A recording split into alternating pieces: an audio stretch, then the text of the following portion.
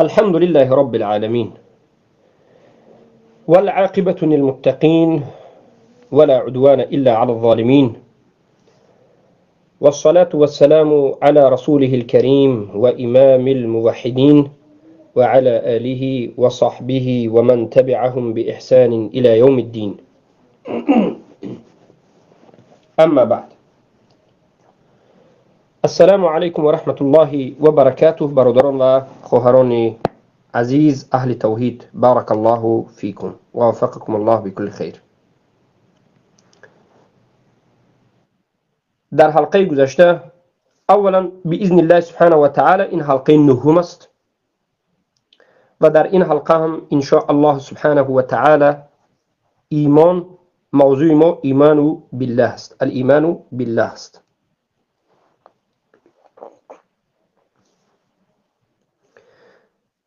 وقتی که آمنت بالله میگید، کلمه آمنت رو کاملا به شما شرح دادیم که آمنت چی معنی دارد، به کجا ربط دارد و تو چی تقاضا میکند. و بعد از این کلمه الله رو در حلقه گذشته کاملا در یک حلقه فقط درباره الله سبحانه و تعالی صحبت کردیم.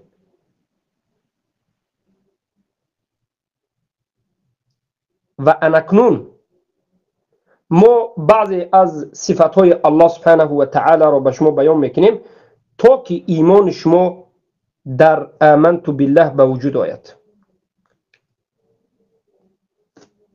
زیاد هستند انسان هایی که میگویند با الله ایمان آوردیم. خیلی ما در حلقه گذشته گفتیم وجود الله را، حالا در بالا بودن الله، حقیقتی وجود داشتن او را تصدیق نکردن. وجود ذهنی است، به مانند اشعری، ماتریدی، صوفی، رافضه، معطله ها. قسم توحید ربوبیتشون شکست، قسم الوهیت، قسم اسماء و صفات. و امروزه میبینیم که اهل بدعت همه نمود توحیدشون شکسته است.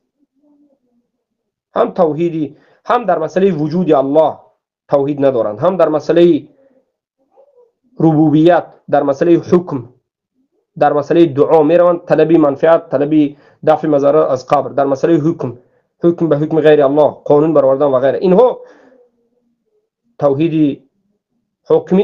توحید ربوبیت میشکنند. و بعد از این الوهیت، عبادت غیر الله، مراجعت به محکمه طاغوتی، الوهیت شکست. حکم به حکم غیر الله کردن هم در الوهیت شکست. و قسم در توحید اسماء و صفات مشرک شدند. الله را در بالا بودنش را، علو ذات الله سبحانه و تعالی را اثبات نکردند. و یا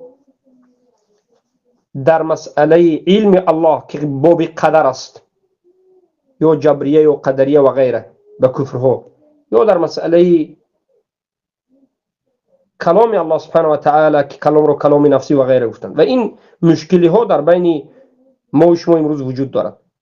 برای همین قسمی رو اینچنین میبینید که در توحید بارک الله فیکم متابعت به پیامبر ندارند. و این مشکلی ها باید برطرف شود. شما بیاموزید تا زمانی که این مشکلی ها، این شرک ها، این کفر ها، این شکننده های اسلام برطرف نشود، آمنت بالله، ایمان آوردن به الله گفتن شما، این یک دعوا هست، یک تمنا هست، یک آرزو هست. دین ما دین آرزو نیست. آرزو کنی که مسلمان خوب است اما هیچ چیز عمل نداره، یا تمنا فقط میکنی. نه، لیس الاسلام او لیس الايمان بالتمني ولكن وقر في القلب ما وقر في القلب و يصدقه العمل. ایمان همون چیزی است که در قلبت میجوشد، اقرار و تصدیق میکنی و همین اقرار و تصدیق ایمانت رو عمل تصدیق باید کند. عمل نکردی از اون رو که در قلبت هیچ چیزی تصدیق نشد. حالا به کتاب باز میگردیم.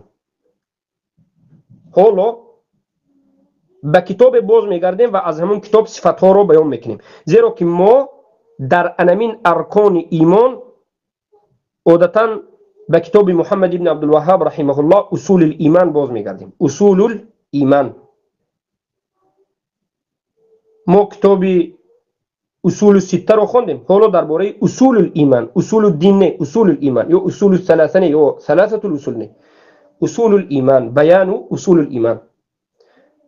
شیخ الاسلام محمد ابن عبدالوهاب در اولین باب، در اولین مسئله کتاب می نویشند باب معرفت الله والایمان به، باب معرفت الله، شناخت الله و ایمان به او. ما به شما بیان کردیم که کتاب داریم، باب داریم، مسئله داریم. کتاب یک چند صفحه ها و یک چند باب ها رو و مسئله ها در بر میگیرد. باب از کتاب پایان تر است. معرفت الله، معرفه اگرچه شناخت است، درجهش از علم، معناش از علم پستر است، لیکن در اینجا به معنای علم است، دانستن الله است. شناختن الله، دانستن الله، به همین معنای استفاده کرده میشد. یعنی دانستن الله، معرفت الله، شناختن الله و ایمان آوردن به او. ببینید چگونه باب رو زیبا گذاشتن. شناختن الله و ایمان به او. چی میفهمید؟ اول باید الله بشناسی، اول باید خبرهایی که الله به تو داده بیاموزی و بعد از این همون آموخته چیزات رو تصدیق کنی و اقرار کنی و تصدیق کنی. اگر تو نه آموزی، نه فهمی که الله درباره خودش چی گفته است، رسول الله صلی الله علیه و سلم درباره الله چی گفتند، تو اینا نخونی، نفهمی، چی رو اقرار و تصدیق میکنی؟ چیزی نبوده رو اقرار و تصدیق کرده نمیشود.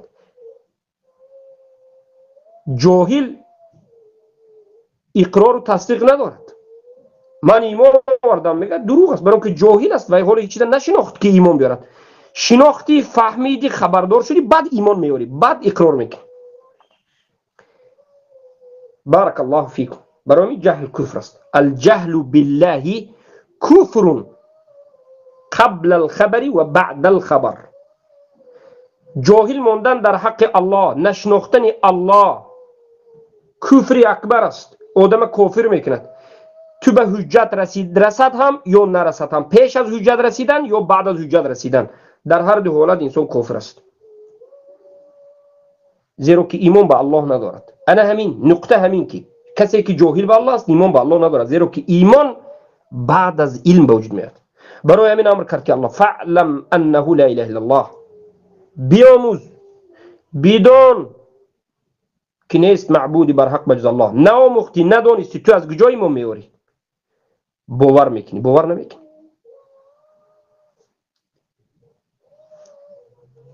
مثال های عقلی زیاد است، برای وقت زیاد نگرفتن نمیبریم.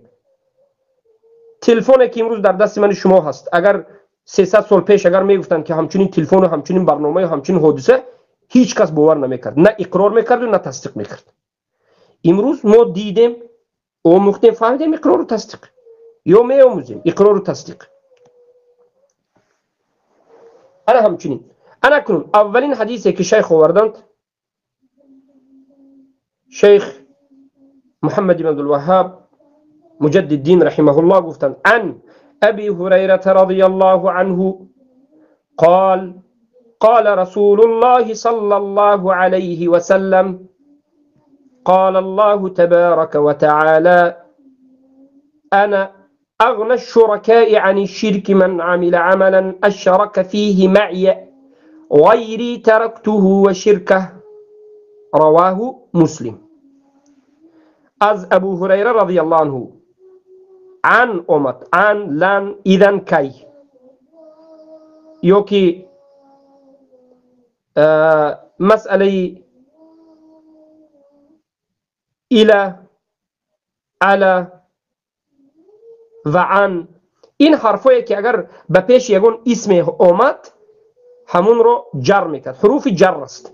ان بیاید اسمی بعد از این اومده چی میشد؟ اسم باید ای گیرد، ای کسره جر. و ابی از اسماء خمس است، ابوک، اخوک، حموک، فوک، علامتش یا هست، علامت کسریش یا است، علامت رفش واو است. اگر ان نمیمد ابو هریره میشد، اگر در پیشش ان نمیمد ابو هریره میشد. اما وقتی که در پیش اب ان اومد ابی هریره شد. ان ابی، اگر ان نباشد ابو، زیرا که من باب مبتدا میرفت. جار مجرور، اسماء الخمسه ابی، علامت جرش یا ظاهر در آخرش. هريرة. هريرة هريرة ممنوع من الصرف، زيرو كي مؤنثة توي مؤنثات هريرة رضي الله عنه. ابو هريره این کنیه هست، نامشون عبدالرحمن ابن صخر است. اگرچه بعضی از علما نام ابو هریره رو چی میگن، یعنی عبدالرحمن ابن صخر بودن رو به زیر سوال میبرند، میگن این ضعیف است، ثابت نیست بعضی از علما. لیکن علمای زیاد جمهور علما اثبات میکنند که عبدالرحمن ابن صخر نام ابو هریره بود. ببینید من ابو هریره بود گفتم، زبان تاجیکی ما در همه حالت ابو میگیم، اما عربی در وقت حالت ابی میشد، در وقت ابا میشد، در وقت ابو میشد. در سه حالت اومدنش ممکن است. در حالت خبر ابا، در حالت یا بگیم در حالت نصب، در حالت مفعول ابا، در حالت جر مجرور ابی، و در حالت مبتدا یا خبر یا که در حالت مجرور ابو. رضی الله عنه، رضی الله عنه به صحابه گفته میشد، به صحابه رضی الله عنه گفته میشد و این حق صحابه است، آداب صحابه است، زیرا که الله از اینها راضی شد. من شما هر دفعه باید بگیم. اما صحابه رو رافضه ها تکفیر میکنن که اینها خودشون به همین سبب مرتدین هستند. هر کسی که صحابه رو به احترامی به خاطر دینش میکند، تحقیر میکند و یا حتی تکفیر میکند، به مانند رافضه، اینها مرتدین میشن. چخیلی که امام مالک رحمه الله سوره فتح آیت آخرینش رو که صفحه در آخر صفحه آمده است، محمد رسول الله والذین معه اشداء علی الكفار رحماء بینهم را میگیرند و میگن که هر کسی که من ابغض الصحابه کفر، هر کسی که بغض در حق صحابه داشته باشد کفر است. ابو هریره معروف است که از مکثرین فی روایت هستند، از همه زیاد روایت حدیث روایت کردن از همه صحابه. چخیلی که باید که ذکر میکنن المکثرون فی الحدیث سبع، ابو هریره علیه ابن عمر، انا خیلی هفت کسی ذکر میکنن، از درونشون 6 مرد و 1 زن، زن عایشه مادرمون رضی الله عنها، از همه زیاد حدیث از زنها روایت کردن، 2000 چند صد بود. ابو هریره 5000 خورده، 5000 خورده به زبان فارسی خورده یعنی 300 زیاد، 5000 چند صد. ابو هریره رضی الله عنه از همه حدیث زیاد روایت کردن. صحابه که حدیث زیاد روایت کردن چند هزار؟ بارک الله فیکم. صحابه ها 7 صحابه است: ابو هریره، ابن عمر و عبدالله ابن مسعود، جابر ابن عبدالله و اینچنین عایشه مادرمان رضی الله عنها و غیره. و بعد از این قال گفت. قال یک اسمی مریض است یا فعل مریض است، بگیم اسم نیست، معذرت خواهی میکنم، فعل مریض است. اصلش قول بود. در علم صرف اگر نظر کرد اصلی قول است، لیکن قال شد برای اینکه قول در زبان عربی وزمین است، واو است، واوی فتحه پیش از خودش فتحه رو به الف مبدل کردیم قال شد. اصلش قولو، لیکن قالو، قالتا، قلنا، قلتما، قلت. این صرف است. و بعد از این انامین ابو هریره رضی الله عنه گفتن که قال گفت رسول الله، قال گفت، و قال فعل موضی مبنی بر فتحه، مبنی یعنی هرگز تغییر نمی‌یابد. رسول الله گوینده کی است؟ رسول الله است. رسول الله فاعل گوینده، برای همین فاعل همیشه او میگیرد، او ضمه، یا که در رفع میگیرد. علامت رفع هر گونه آمدنش ممکن است، لیکن در این کلمه رسول الله علامت رفع ضمه ظاهر است. فعل فاعل قال رسول الله مضاف الیه است. صلی الله علیه و سلم، رسول الله صلی الله علیه و سلم. این یک صلوات بر رسول الله است. این بهترین آداب است، بهترین عبادت است.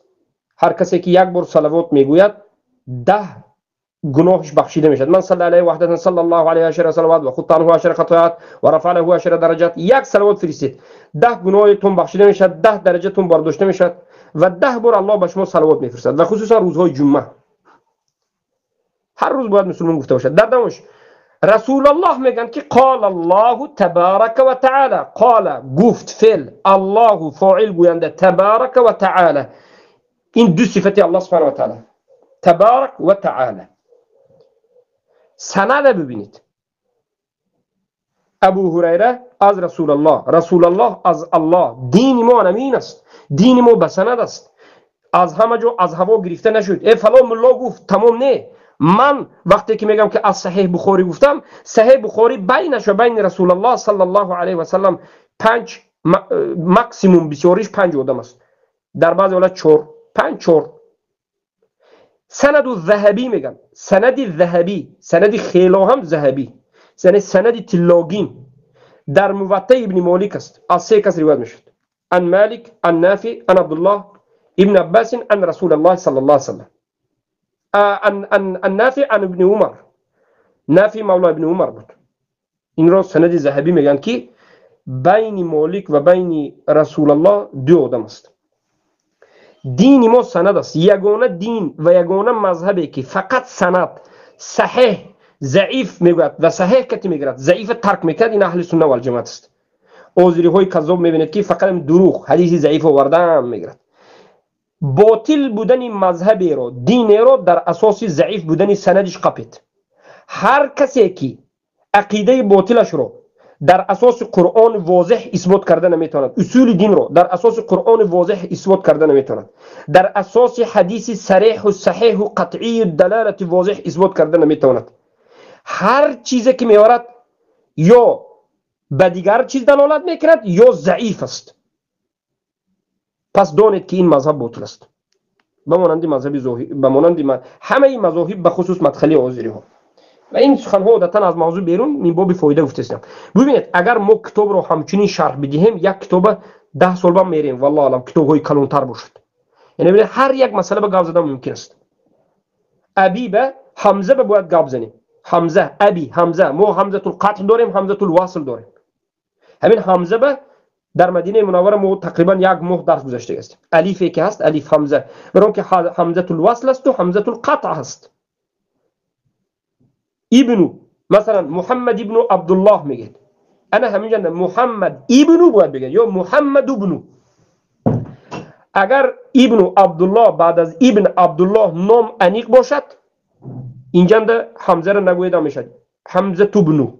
اما اگر بعد از ابن نام نباشد و کنیه باشد یا لقب باشد، اینجا ابن باید گویید. ببینید حمزه وصل، حمزه قتل و غیر و غیر. اما موضوع ما که موضوع عقیده است، ما باید رویم. ببینید تا 18 دقیقه شد که ما حالا با موضوع داخل باشیم.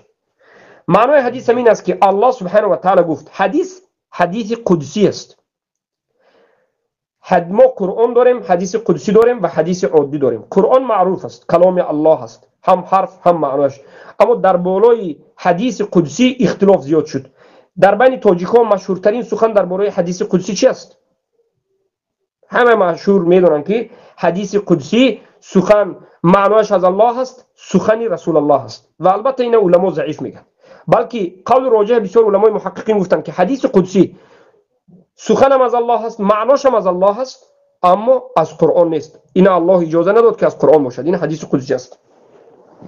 اما بالاخره حدیث رسول الله خواه قدسی و غیر قدسی وقتی که سندش صحیح است، این حکم وحی دارد. زیرا که الله سبحانه و تعالی گفت انا نحن نزلنا الیک الذکر لتبین للناس ما انزل الیهم. ما به تو ذکر نازل کردیم، یعنی سنت نازل کردیم تا که به واسطه سنت قرآن تفسیر کنی. ببینید سنت وحی است. و ما ينطق عن الهوى ان هو الا وحی یوحى. رسول الله از هوا و هوسشون گپ نمیزدن، از خودشون صحبت نمیکردن، بلکه هر چیزی که میگفتن از وحی بود در مسائل دین. برای این حدیث قدسی است، از الله هست اما از قرآن نیست. در دوامش گفتند انا، الله گفت انا، الله گفت انا، من.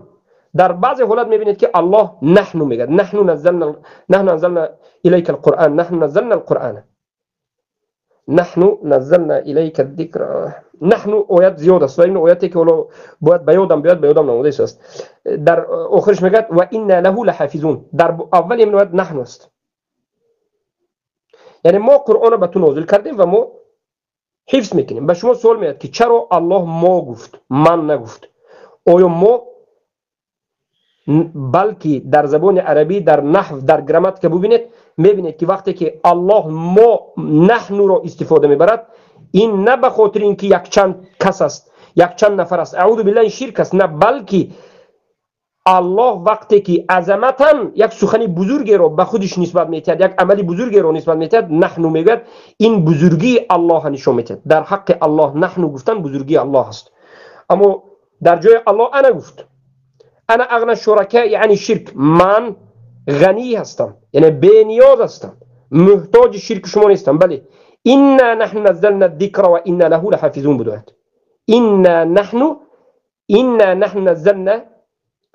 نحن نزلنا الذکر و انا له لحافظون البته ما نازل کردیم ذکر رو ذکر قرآن و ما انا همین ذکر خودمو حفظ میکنیم انا نحن نزلنا الذکر و انا له لحافظون الله گفت من بی نیاز هستم من محتاج ندارم من بی نیاز هستم از البته الله الصمد الله از همه چیز بی نیاز است من بی نیاز هستم اغنى شرکاء عن الشرک از شرک کنندگان و از شرکشون از شرک شرکا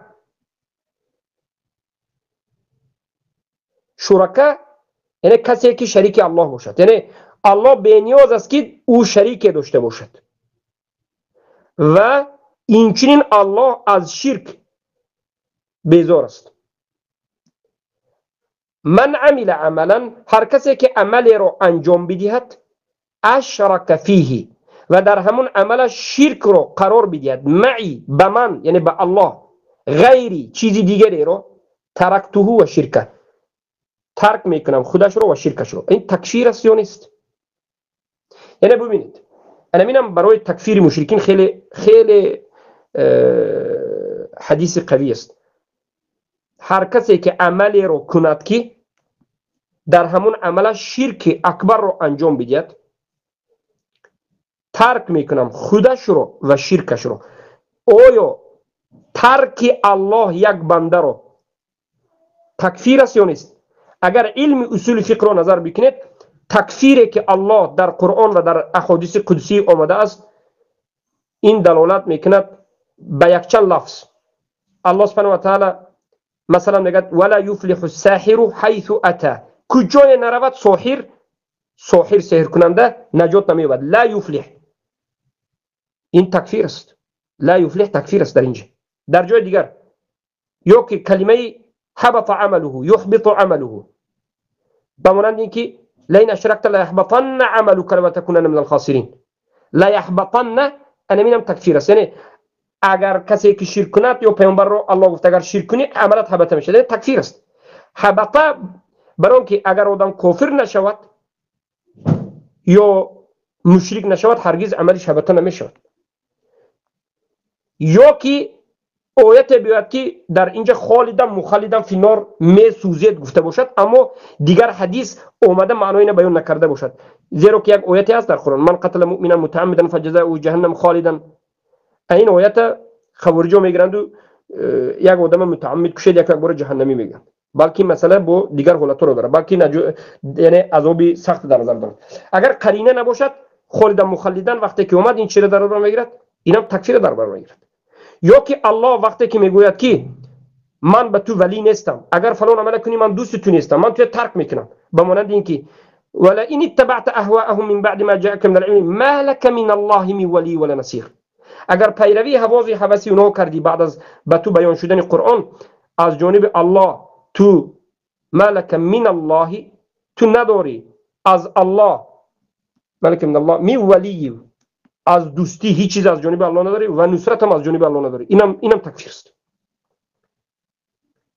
اگر پیروی کنید بعد از قرآن و سنت پارتی دشمن روید و پیروی از قانون طاغوتی کنید تکفیر است شرک است اینم یک نمونه تکفیر است و انا همین حدیثی که اونم میگیم من عمل عملا اشرک فیه معی غیری هر کسی که عمل کند که شرک رو در همون عملش انجام بدهد غیر مرا شریک کند عبادت رو ترکته ترکش میکنم من این تکفیر است زیرا که الله بنده را که ترک کرد او کافر است الله بنده مؤمنه مسلمانه ایمانش پسترین درجه باشد هم هرگز ترک نمیکند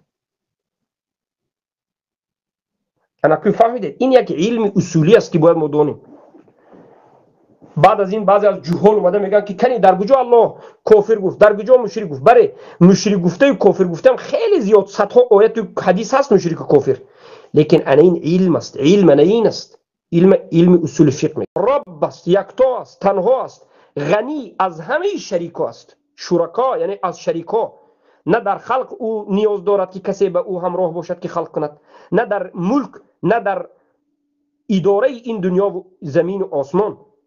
اما مشرکین صوفی ها، ما چرا صوفی ها رو میگیم که پیش از اینها رو مشرک گفتن یا پیش از اینها رو شرک گفتن، اینها الله نشناختند، حالا ایمان به الله ندارند، اقرار و تصدیق به الله نکردند. آمنت بالله دروغ است در اینو، یا که میگیم خطا است یا که خطا نمیگیم، بلکه آمنت بالله ندارند. برای چی؟ صوفی ها اعتقاد دارند که مشایخ های درجی دارند، اوتاد، اقطاب، اقطاب، اوتاد میخوی زمین، اقطاب قطبه های زمین، 7 طبقه انسان ها دارند،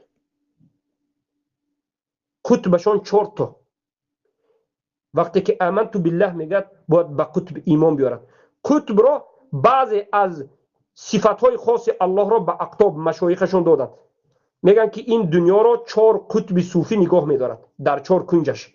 زمین لرزه این مسئله خر اوتاد، آفتاب برآمدن در آمدن، زمین لرزه، باران، سیل را، ضرر و منفعت را به الله نسبت نمیدن، به اقطاب و اوتاد نسبت میدن که این کفر اکبر است، کفر اکبر است و نبودن ایمان به الله است. صوفی ها ایمان به الله ندارند، مشرکین هستند. اما مردمی بیچاره میگن که آخرین بابای صوفی مرا در کوچه میدید، هر روز یک قند میداد، آدمی مهربان بود، من پسرم میگفت، سرم سیله میکرد. ما آدمی نیک بودنش از جانب معامله را انکار نمیکنیم، بله مشرکای هست که معامله خوب دارد، آدمی راستگو هست، آدمی امانتدار است، آدمی مهربان است، آدمی خیلی هم متواضع خاکسار است، آدمی صادق است، پایبند به نماز است، به عبادت است، همیشه خوشبو هست، لباسای خوب میپوشد، مشرک است در دوامش. امام الذهبی رحمه الله در کتاب سیر الاعلام النبلا می نویسند که فلان فلان فلان آدم، نومی آدم میگیرند، فلان ابن فلان صادق، کثیر العباده، بسیار عبادت کننده، راستگو و بسیار طواف کننده بر گرد خانه کعبه و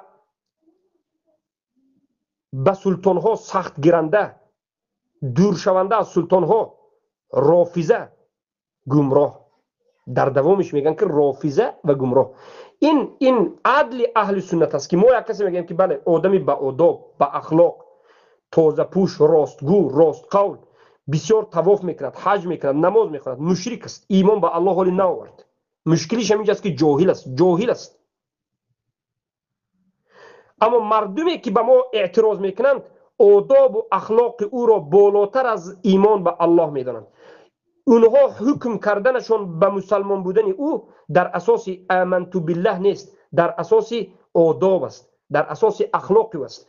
اما افسوس که این غلط است، ما کسی را در اساس آدابش مسلمان نمیگیم، اگرچه آداب بهترین صفت است. در اساس راست قولیش کسی را مسلمان نمیگیم، در اساس شجاعتش مسلمان نمیگیم، در اساس توحید مسلمان میگیم. قریشی ها راستگوترین مردم بودند، شجاعتمندترین مردم بودند، امانتدارترین مردم بودند، وفا کننده به عهد پیمان خود بودند.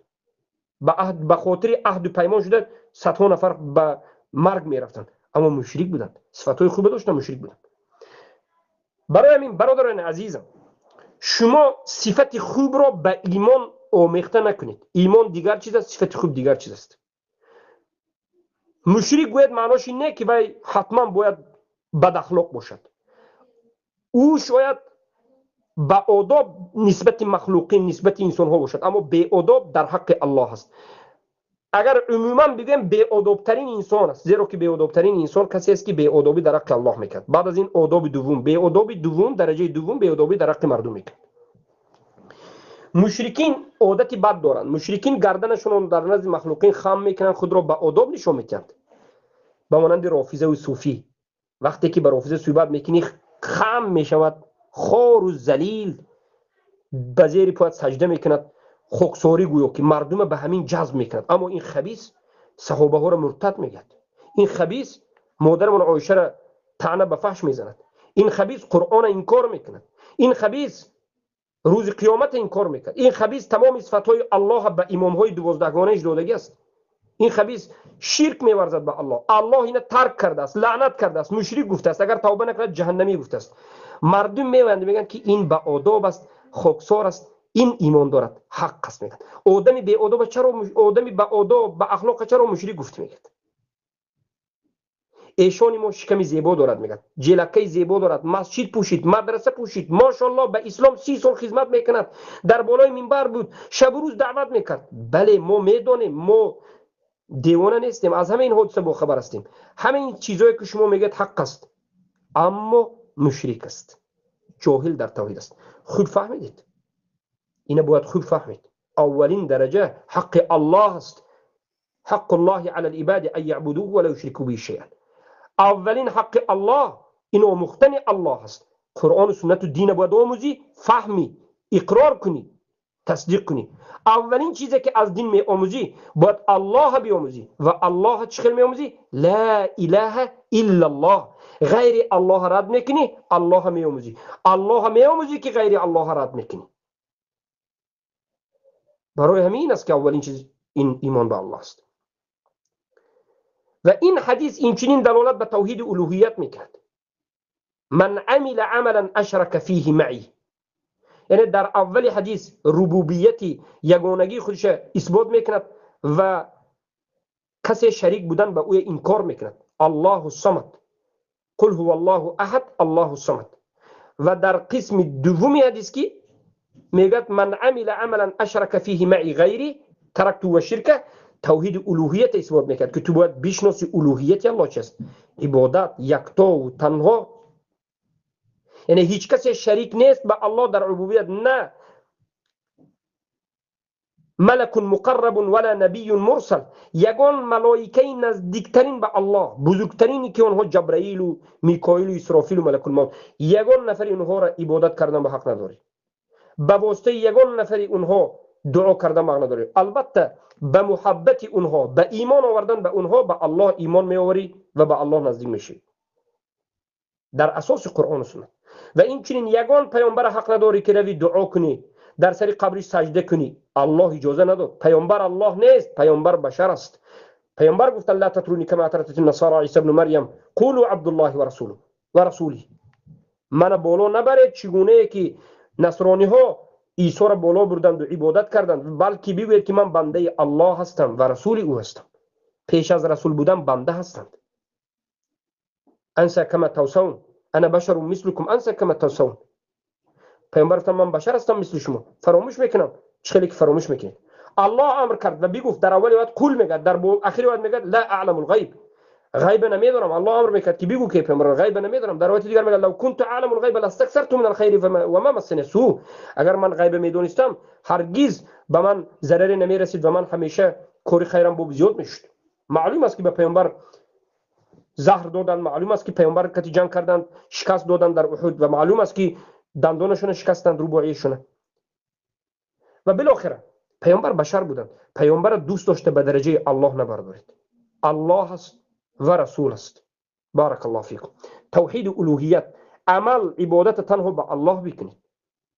وسیله گفته استغاثه کرده، قبر پرست، مزار پرست، اولیاء پرست، سنگ پرست. این همه مزارها ساخته شده، این همه خاک است، این همه چنگ است و چوب است. عاقبت شیطان پرستی است. عاقبت همه کفر شرک عبادت شیطان است. باز میگردد به شیطان. از همه عبادت های غیر الله سبحانه و تعالی بازگردید. الله غنی است. الله بجز اخلاص از هیچ کس دیگر هیچ چیز قبول نمیکند. عملی که اخلاص نداره قبول نیست. فضیل ابن عیاض میگن که ان الله اذا كان العمل صوابا ولم يكن مخلصا لم يقبل، واذا كان العباده عمل خالصا ولم يكن صوابا لا يقبل. عملت موافق سنت باشد و اخلاص ندارد قبول نیست. اخلاص دارد موافق سنت باشد قبول نیست. همون وقت قبول است که اذا كان العمل خالصا و صوابا، خالص به الله و موافق سنت باشد بعد قبول است. ما کجا روان هستیم؟ ما کجا روان هستیم؟ مردمی که میگوید آمنت بالله، الحمدلله من ایمان به الله دارم، گفته سخنی حق به پیشت میرد، به گوشت میدارد، قبول نداری، این کار میکنی، کجا میروین؟ راه شما به سوی الله نیست، راه شما به سوی جنت نیست. چخیلی که یک از شاعر شما دوست داشته میگوید ترسم نرسی به کعبه ای اعرابی، این راه که تو میروی به ترکستان است. تو به کعبه گفته ترکستان رفتی سودی، به کعبه نرفتی، به ترکستان رفتی سودی. جنت میروم گفته به جهنم رفتی سودی. به نزد الله میروم گفته عبادت رو به شیطان انجام داده سودی. یهود نصارا دعوای دوستداری الله دارند. دعوا کردن که من الله دوست می‌دارم این کار به انجام نمی‌رساند. الله باید از تو راضی باشد، الله باید از تو را دوست بدارد. چگونه الله تو را دوست می‌دارد؟ همون وقتی که آموختی، اقرار کردی، تصدیق کردی، عمل کردی که الله یگانه است و ترک غیرش کردی. نکردی، نه آموختی، نه فهمیدی، نه اقرار است، نه تصدیق است، نه عمل است. ای آمنت بالله فقط به زبانی که نه در قلب است، نه چی است، نه علم است، به چیزی نفهمیدت گفتین، دلالت بر دروغی ایمانت میکرد، نفاق میکرد. بارک الله فیکم. پس الله سبحانه و تعالی میگوید ما اتخذ الله من ولد وما كان معه من اله اذا لذهب كل اله بما خلق ولعل بعضهم على بعض. الله به خودش فرزندی را نگرفت، الله فرزند ندارد و یگان انسان همچون فرزند انتخابم نکرد، نه عیسی را، نه موسی را، نه محمد صلی الله علیه وسلم، بله دوست داشت. تولدم نشد از کسی الله، پسر هم ندارد، زن هم ندارد و کسی رو همچون فرزند انتخابم نکرد و همچون زن انتخابم نکرد. هر کسی که این عقیده رو داره کافر مشرک است. و اینچنین الله همراهش یگان اله دیگر دومی نیست که برابر الله باشد یا که پستر از الله پماشنیک یاردمچی الله باشد. در یگان مسئله بنیست. شما گوید که این رسولانی که در دنیا هستن اینا که هستن پیامبران، اینا الله یا اله نیستن. اینها کسانی هستند که به خاطر حجت رسانیدن به نزد من شما آمدند. زیرا که اگر ملائکه می اومد شما می گفتید که این از ما نیست، این از جنس ما نیست، این ما را نمیفهمد، این ملائکه است. جن می اومد میگفتید این جن است، برای من از قوم خودتون، از پوست خودتون، از همون درون خودتون آورد که رحمت به شما کرد. این رحمت است، رحمت الله است که از درون خودتون آورد به شما حق رساند. همون حقی که در میثاق از شما عهد و پیمان گرفته بود، همون حقی که به درون دلتون خلق کرد، کل مولود یولد علی الفطره، همون حقی که در عقل شما به عقلتون دیده میتونید، با پیامبر به خاطر رسول نازل کرد. اما باز مردم گمراه شده ایستادند. اگر اله بجز الله می بود، هر اله میرفت کل اله بما خلق ولا بعضهم على بعض، یعنی بین اینها مشکل ایجاد میشه. خیلی که واتی دیگر بین دلم میکرد، فساد به وجود میاد. الله سبحانه و تعالی در سوره مومنون 91 میگه لو كان فيهما آلهة الا الله لفسدتا، لو كان فيهما آلهة الا الله لفسدتا. اگر در زمین و آسمان اله بجز الله یک تی دیگر میشد، فساد بزرگ حتما به وقوع میپیوست. و این آیت قرآن است و این به تو میخواهد که عقلت رو به کار داری. عقلا اگر دو اله باشد، حالا ببین در یک سرزمین دو پادشاه هست، چی میشود؟ البته که اختلاف به وجود میاد. الله به تو هم نمیگه که اگر دو اله می بود، عقلا هم تو باید فهمیگی فساد بزرگ، جنگ عظیم به وجود می آمد. قدرت کامل تنها در دستی الله است، رب العالمین است که الله احد است، صمد است. پس الله که یکتا است و تنها است و خالق است و از همه چیز فقط بی‌نیاز است، انمین مستحق عبادت است، انمین یگانه باید عبادت کرده شود. اگر به اله دیگر عبادت کردن جایز می بود یا می بود، فساد بزرگ به وجود می آمد. الله مستعان. اما امروز می رویم کسایی هستند که شب و روز آمنت بالله آمنت بالله آمنت بالله میگن. میروند قبر. روز نیست که اینها قبر عبادت نکنند. قبر وقتی که اونها رو میگویی که شرک است همه به پا میخیزد. وقتی که میگویی که اینها مشرکند به نام سلفی عازری 10 سال 20 سال خونده به پا میخیزد برای دفاع مشرکین یک باره. الله میگه که من اینها را ترک کردم، این میگه که نه، این سخن عام است، عینش دیگر است. سخن عام حکم الله است، عام است و عین است. عین را که اینها جدا میکنند سخن خودشون است، ضدیت به قرآن دارد. به شما معلوم است مشرکین ایمان داشتند به ربوبیت الله سبحانه و تعالی، اما چی شد عاقبتشون؟ بارک الله فیکم. و اینجا در این حدیث من عمل عملا میگه. عمل گفته بعضی ها فقط فکر میکنند که عملی جسمی است، عملی بدنی است، عملی قلبی است، عملی زبانی است، عملی ترکی است. به زبانت عمل میکنی، ذکر، دعا، تلاوت، دعوت، گفتن حق، بحث، مناظره برای دفاع حق، حکم. عملی قلب است، خوف، رجا، محبت، رغبه، رهبه، توکل، بغض، عداوت، دشمنی، محبت. این عمل قلب. قول قلب نیست. قول قلب اقرار و تصدیق است. جنت آموختی، ایمان آوردی، این عمل نیست، این اعتقاد قول است. عمل این خوف است و این عمل است. عمل جسمی است، به جسمت عمل کردی، نماز، روزه، حج، زکات و بارک الله فیکم. مسئله بله جهاد عمل جسمی و ترک هم عمل است. هر گناهی رو که ترک کردی همین عمل است. زنا نکردی، شراب ننوشیدی، زیرا که این تو به خاطر الله نکردی. اگر به خاطر الله ترک کرده باشی عمل است. اما بعضی ها رو میبینیم که میگه که الحمدلله من دلم خیلی پاک، من یک چند سال باز عرق پرتافتم. به خاطر چی پرتافتی؟ به خاطر الله، به خاطر دین؟ نمیگه. اینه یعنی مقصدش از همینجا میفهمد که میگه من همین خیلی هستم، من هم خیلی خودم بخشوده پرتافتم برای سلامتی هم میگه، نه برای الله سبحانه و تعالی. تو باید به خاطر الله یک چیزی که باید ترک کرده شد ترک بکنی، به خاطر الله. انا همین عمل میگه، اما به خاطر الله نباشد عمل نیست.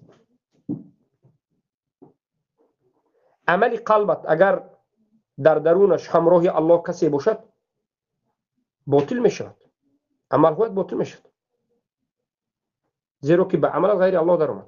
در ترس اینقدر غلو کردی در ترس که اطاعت غیر الله را شب روز میکنی. به مانند لشکران طاغوت که امروز خودشون مسلمان میگن، نماز میخونند، روزه میدارند، حج میروند، زنش حجاب میپوشند، بچه حافظ قرآن میکنند، خودشون قرآن میخونند. لشکری طاغوت مایور کاپیتان است، KGB است، میگه که این عملات کفر است. میگه که امر از بالا است. میگه اگر میگه نکنم جزا میگیرم یا که از کار میرم. ترس، در ترس کسی رو از با الله شریک کرد مشرک است، کافر است. یا در اطاعت شریک کرد مشرک است، کافر است. یا مال دنیا را خواست مشرک است، کافر است. ببینید، یا در عمل بدن، نماز، سجده، روزه. الله امر کرد که قل ان صلاتي ونسكي ومحياي ومماتي لله رب العالمين لا شريك له وبذلك امرت وانا اول المسلمين. نماز، روزه، مرگ، حیات، قربانی، همشین بخود تنها به الله است. کسی دیگر بکردی انجام دادی مشرک است. مسلمان موحد سلام تاجیکی که السلام علیکم گفته دست پیش بر بمونده سر خام کرده تعظیم کرد، انمینه نباید کند. این جایز نیست. این از باب شرک است، شرک اصغر است و به درجه شرک اکبر میبرد. وقتی که صوفی رو میبینی که خام شده رفته پوش لیسیده تعظیم کرده سجده تعظیم میکرد، مشرک است. و عازری ها به خاطر دفاع برادران مشرکشون بعد قاعده میبرند که سجده دو نمود است، سجده احترام است و سجده تعظیم است. ما میگیم نامعقول کردی جاهل خبیث، سجده احترام به شریعت گذشته بود، به شریعت امت اسلام سجده احترام وجود ندارد. و این حدیث معاذی که تو روایت میبرید ضعیف است، موضوع است، باطل است. معاذ اعلم الناس بالحلال والحرام بود، شاگرد رسول الله صلی الله علیه و سلم.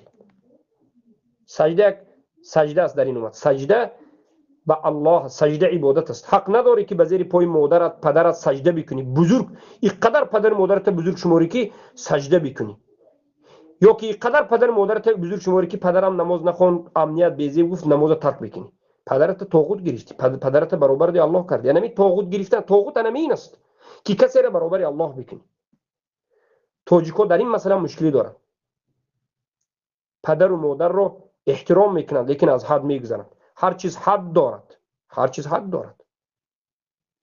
تو اگر پدر و مادرت رو احترام میکردی الله را احترام میکردی، که یعنی به گفتی الله گفته احترام میکردی. الله المستعان. یا عبادت های مالی، حدیث روایت ما مسلم ابو هریره رضی الله عنه روایت معروف است. اول من تسعر بهم النار ثلاثه.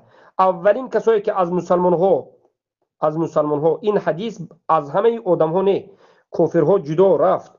بعد از اینکه مسلمان ها مسئله مسلمان ها قضاوت است، از بین مسلمان ها مؤمنین موحدین که عاقبتشون جنت است، از این بین مسلمین اولین کسی که به آتش دوزخ از پایهایشون برداشته، دستهایشون به عقب کشیده، رویشون کشوله کرده، پوست و روحشون دریده کشول میرون به دوزخ میاندازن. سه کس است: قاری، مجاهد و کسی که مال بسیار صدقه در راه الله کرد.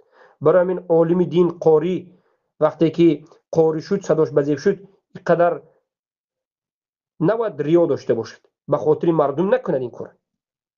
به خاطر عالم شدن علم ناموس، به خاطر مردم قاری شد گفتن قاری نشو، زیرا که روز قیامت میروی الله تو را سوال میکرد ماذا فعلت؟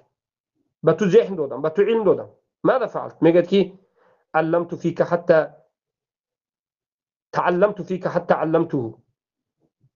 من به خاطر تو آموختم و به خاطر تو تعلیم دادم. الله میگه دروغ گفتی، تو تعلمت حتی یقال انه عالم او قاری، تو تعلیم گرفتی، حفظ کردی تا که بگن که این عالم ماشاءالله عالم بوده است، قاری بوده است.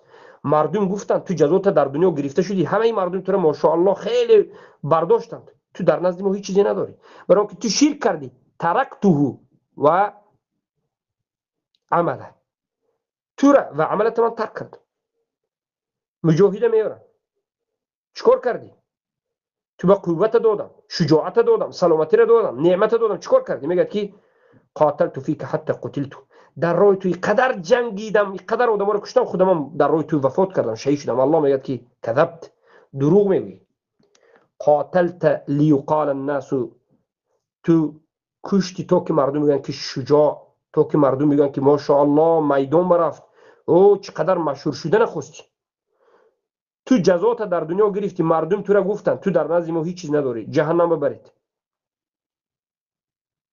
امروز اگر ما همین حدیث رسول الله همچون نصیحت به مجاهدین بگوییم، گذشته یا آینده چی میگفته باشد؟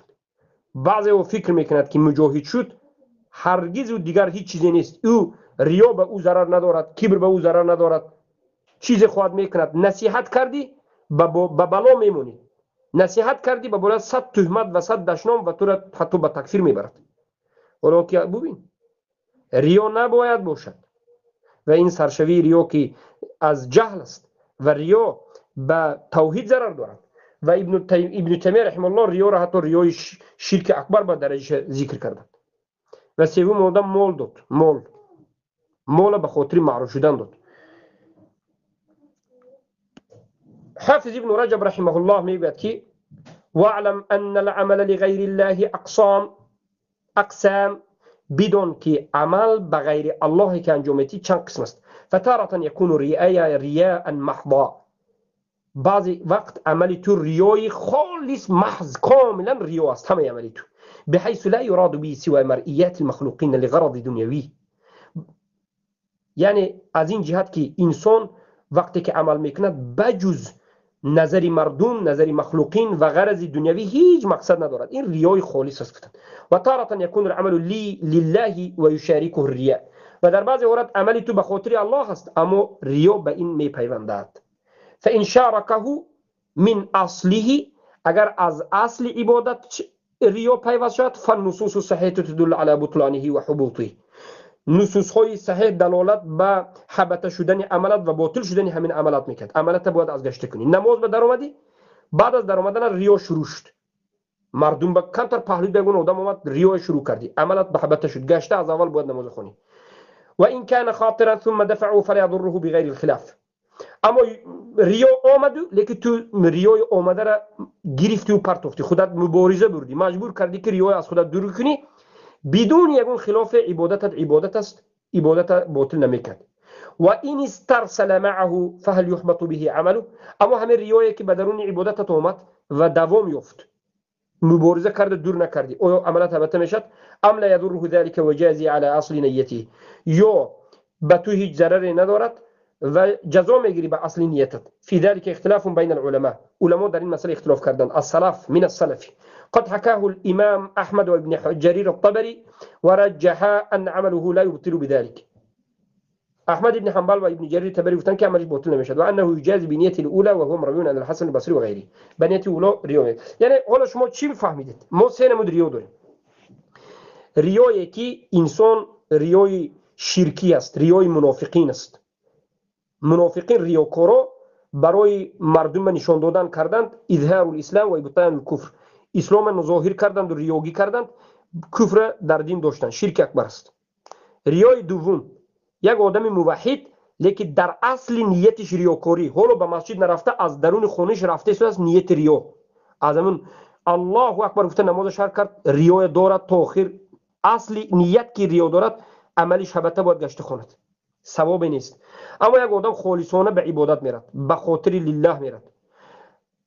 الله اکبر گفته مثلا نماز سر کرد حج به سر کرد و غیره ریا ندارد اما در درونش ریا میآید اگر مبارزه برده نابود کند بعد از کمی عملش عمل است هیچ مشکلی ندارد اما بعد از یک نصف گذشته ریا آمد و هبته کردن تونست دوام یافت آیا انا همینجا اصل نیتش که توحیدی بود ریا نداشت در اصل نصف عبادتش به توحید بود اما نصف اخیرش بدون توحید است علمای در این مسئله اختلاف کردند اما احمد ابن حنبل و ابن جریر الطبری از سلف ذکر میکنند که همین قول راجح رو که عملش هبته نمیشود و ثواب میگیرد به نیتش ثواب میگیرد و هو مروی هست و این سخن رو در کتاب جامع العلوم والحکم للحافظ ابن رجب مجله یکم صفحه 16 و 17 نظر میکرد یا که در کتاب تیسیر عزیز الحمید صفحه